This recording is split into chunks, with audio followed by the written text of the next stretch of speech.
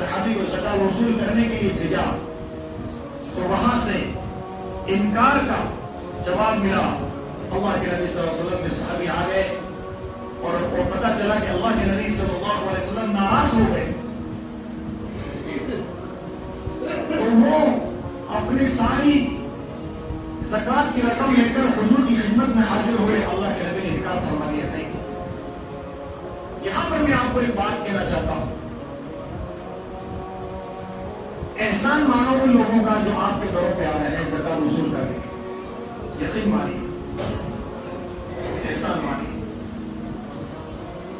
روزہ رکھ کر اس دوپہر کی سخت گرمی کو برداشت کر کر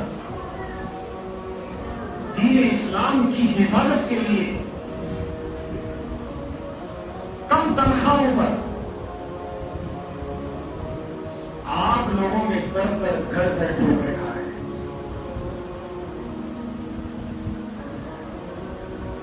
مسجد میں آنے کے بعد فلاں حضرت کہاں ہے, فلاں حاجی صاحب کہاں ہیں,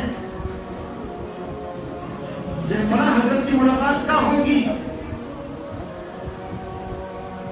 یہ کس لیے آ رہے ہیں؟ کیا ان کو اپنے بنگلے بنانے ہیں, اپنی بلڈنگیں تیار کرنی ہے؟ نہیں نہیں نہیں نہیں میرے دوستو, وہ جو اللہ کے نیک اور صالح بندے جو اللہ کے مقدس قرآن کو اپنے سینے میں اتار رہے ہیں رات دن, جو محمد رسول اللہ صلی اللہ علیہ وسلم کی تعلیمات کو اپنی زندگی میں اتار رہے ہیں اور اتار کر امت کی ہدایت کا سامان تیار ہو رہا ہے, امت کی دینی خدمت کا سامان تیار ہو رہا ہے, ان اللہ کے نیک بندوں کی خدمت کے لیے, ان اللہ کے نیک بندوں کی شام اور صبح کی خوراک کا انتظام کرنے کے لیے یہ اللہ کے بندے آپ کے در در گھر گھر گھوم رہے ہیں. ایک فون آ گیا اگر ملاقات کا, ملنے آئے ہیں تو بڑی خوشی, اور اگر یہ آ گیا کہ حاجی صاحب آپ کی اتنے روپے کی رسید ہے تو حاجی صاحب کے تیور چڑھ گئے, فلاں صاحب کے تیور چڑھ گئے, ابھی نہیں ہوگا, شام کو ملاقات ہوگی, صبح کو ملاقات ہوگی. ارے بھائی دینا ہے تو ہے, دے دو کہ نکی کر یار, کیا اپنے گھر کے چکر لگوا رہا بار بار. یاد رکھنا اللہ بھی دیکھتا ہے. اگر اس طرح ہم اللہ کے مہمانوں کو اور اللہ کے دین کے خادموں کو بار بار چکر لگوائیں, رب کعبہ کی قسم اگر اللہ تبارک و تعالیٰ ناراض ہو گئے تو ہمارے مال کا ستیاناش ہو جائے.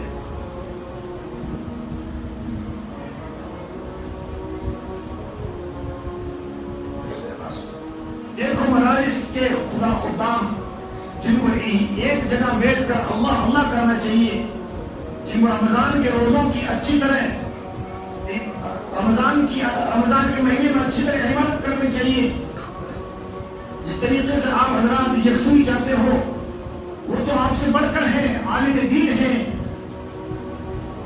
حضرت محمد صلی اللہ علیہ وسلم کے وارثین ہیں. وہ ایک رمضان ہی سے اپنا سفر شروع کر دیے. ان کو چاہیے کہ بچوں کے ساتھ افطاری کرنا ہے, بچوں کے ساتھ سحری کرنا ہے, جس طریقے سے آپ حضرات کرتے ہو. پورا مہینہ ہو جاتا ہے, بچوں کے ساتھ افطاری نصیب نہیں ہو رہی ہے, بچوں کے ساتھ سحری نصیب نہیں ہو رہی ہے, اس لیے کہ اللہ کا دین بلند کرنا ہے ان کو. اور رمضان کے بعد وہ اللہ کے مہمان آنے والے ہیں, محمد رسول اللہ کے مہمان مجلسوں میں آنے والے ہیں, ان کی خوراک کا انتظام کرنا ہے. اس لیے وہ در در گھر گھر گاؤں گاؤں قریہ قریہ شہر شہر گھوم رہے ہیں.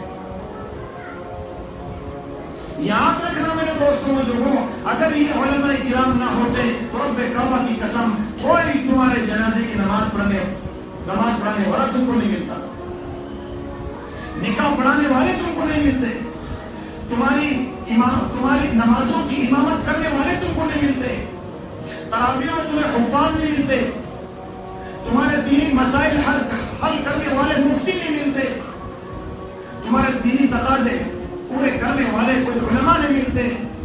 یہی ان مدارس کی برکت سے اور ان گھومنے پھرنے والے بیچارے رات دن ایک کر کے بسوں میں چکر کھانے والے, ٹرینوں میں چکر والے، گرمی کو برداشت کرنے والے، اور اگر سردی کا موسم ہو تو سردی کو برداشت کرنے والے روزہ رکھ کر اس دین کی خدمت کر رہے ہیں، ان کو ذرا برابر بھی تکلیف مت دینا،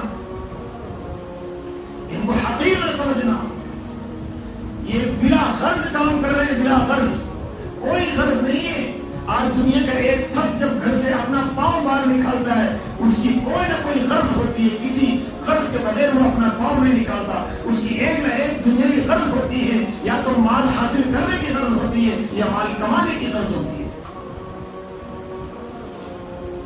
اور یہ وہ طبقہ ہے جو تمہیں ترقی پہ دیکھ کر بھی خوش ہوتے ہیں، یہ وہ طبقہ ہے کہ اگر تم ترقی پر نہیں ہو تو انہیں غمی ہوتی ہے، یہ وہ طبقہ ہے اگر تم بیمار ہو جاؤ تو ان کو تکلیف، اگر تم دکھ میں پڑ جاؤ تو ان کو تکلیف، اور اگر تمہارے اوپر کوئی حالات آ جائے تو ان کو فکر ہوتی ہے،